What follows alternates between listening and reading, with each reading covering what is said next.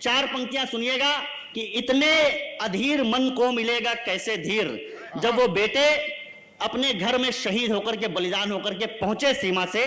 चार पंक्तियां पहली पढ़ने की कोशिश करता हूं कि इतने अधीर मन को मिलेगा कैसे धीर, ध्वज अतिरिक्त कोई चीर भी नहीं मिला, वार गया वीरता से वसुधा को धरती पे, व्रतधारी सिंघनी को वीर भी नहीं मिला, अंतिम दरस को तरस गए दोनों वृद्ध, नयनों में बहने को नीर भी नहीं मिला, ओ हाय वो मां रोए भी तो किससे लिपट कर, जिस मां को बेटे का शरीर भी नहीं मिला।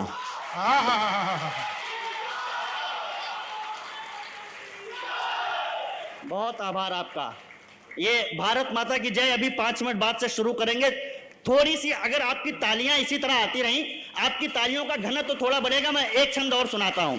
बिहार से एक सैनिक शहीद हुए जिनकी पत्नी गर्भवती थी और डिलीवरी का समय था।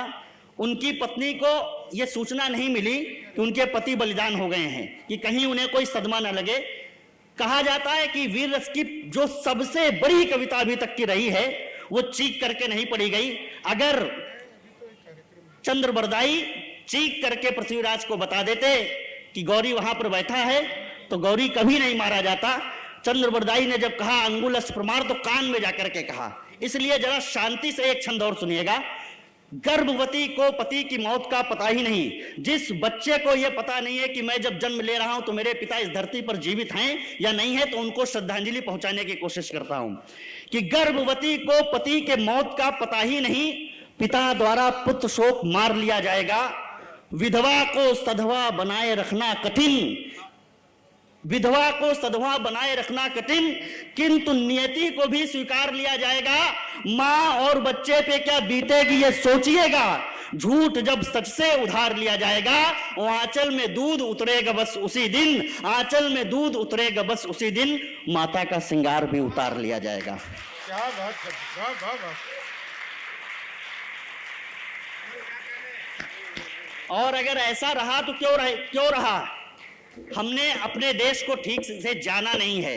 हमने ये तो कहा कि हमारे बेटे बलिदान हो जाते हैं, हम उनका शौर्य मनाते हैं, लेकिन जिस दिन ये भावना हमारे अंदर आएगी कि हम बलिदान होंगे तो दूसरे देश के सैनिकों को भी तबाह करके लौटेंगे, हम हारना बंद करेंगे। अब देश के लिए मरने का नहीं जीने का समय है। इसलिए चार पंक्तियां पढ़ने की कोशिश करता हूं। देश का युवा अगर अपने इतिहास से प्रेरणा लेगा, लेकिन इतिहास पढ़ाया क्या गया? इतिहास में दबे हुए हैं इतने सवाल। और मुझे पता है जो अभी युवा भारत माता की जय लगा रहा था उसके हाथ गर्म होने वाले हैं कि इतिहास में दबे हुए हैं इतने सवाल, अब तक आई ना जवाब की कहानियां।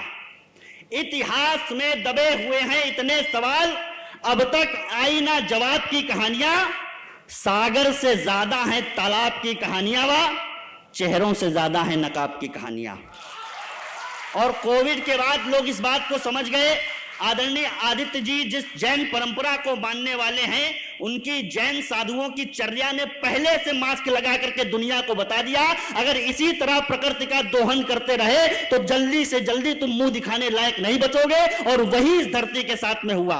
इतिहास में दबे हुए हैं इतने सवाल, अब तक आई ना जवाब की कहानियां। सागर से ज्यादा है तालाब की कहानियां, व चेहरों से ज्यादा है नकाब की कहानियां। जुगनू पे छापी हैं किताब की कहानियां, वह हमसे छिपाली आफताब की कहानियां। और कोट पे गुलाब की कहानियां सुना करके, कोट पे गुलाब की कहानियां सुना करके देश से मिटा दी इंकलाब की कहानियां।